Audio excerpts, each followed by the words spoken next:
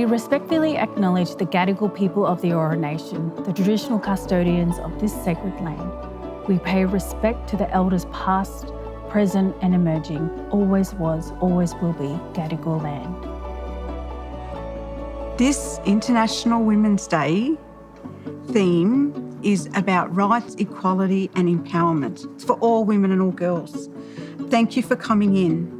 And I'm hoping that together we'll be able to come up with some ideas about how we can encourage equality and empowerment in our ministries. I just know you're amazing women. You do all this work in the community and you're fellow First Nations women. So tell us a little bit about yourself.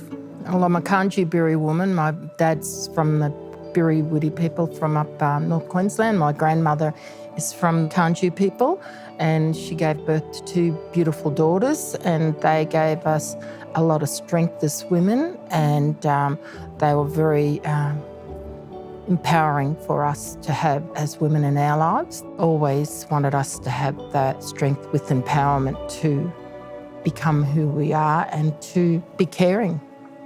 For everything Mum and Dad went through the Protection Acts, they never taught us to hate, and love endures all obstacles. They get there and keep your family together and look after them. That's wonderful. Larissa, tell us about who you are, where you're from and who's your mob. I'm Cubby Cubby Gurang Gurang, Torres Strait Islander and Australian South Sea Islander. So, my great-great-grandfather was brought over as a sugar slave. We've been doing ministry in Glebe for the past 10 years. So we run Scudtree Indigenous Ministries out of St John's. What are some actions you think we could take to build stronger ministries in the Salvos, giving a voice to First Nations women?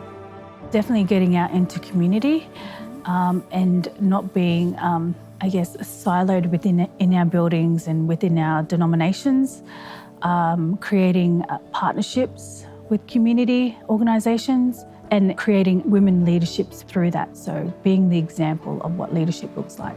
Sounds like you're very busy in the community and building those partnerships. Aunty Kath, what would equality look like in the community for women in particular? For women and their babies and their children to be able to have access to services. It's something that women need because they're the ones at home bringing the babies up and empowering their daughters and sons, and to be able to stand them upright for those days at school. Larissa, can you describe what empowered women and girls looks like?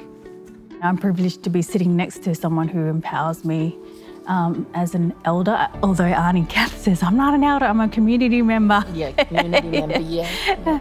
But I think when we talk about, eldership, we talk about respect. So it is very much a respectful way of thinking about how to serve our community. So I think that we have to be an example of empowerment. And so it's being brave in certain situations, and I think fighting for, to sit at some of these tables that we need to be sitting at. And it can be creative, like Aunty Kath with her art pieces. And I think that's empowerment, is that we get to decide what it looks like. I like that.